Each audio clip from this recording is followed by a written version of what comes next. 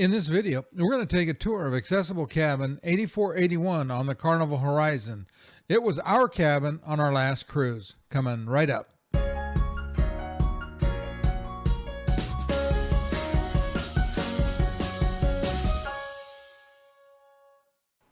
I don't normally start a cabin tour, as you see Cheryl just coming out of the elevator, at the elevator.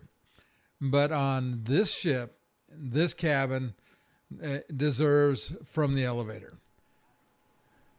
You'll notice we've already made one turn, gone down the hallway. We're on deck 8 aft. That was the aft elevator my wife came out of. And now we have another turn. Go down this little hallway. And we have another turn. So let's just say that this cabin was not easy to find. If you like cabin tour videos, do me a favor, hit the like button. That lets YouTube know they should share it with others. This door does not have an automatic opener. That was one of the things that was very interesting about this ship, is some of the doors on accessible cabins had openers, some did not.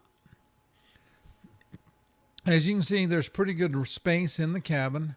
We're going to watch Cheryl kind of move around a little bit. We're going to talk in another video about this Whill CI mobility chair. It is listed as a power wheelchair, but I am very convinced that this is maybe one of the better options on a cruise ship. It just gets around so easily, as you can see here in the cabin. And you'll notice that in this cabin, I had enough room that I have a wheelchair in the far corner.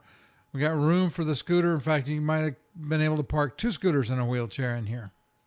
If you look down and see your subscribe button is red, do me a favor, click on it. It'll change colors and you'll be subscribed to the channel.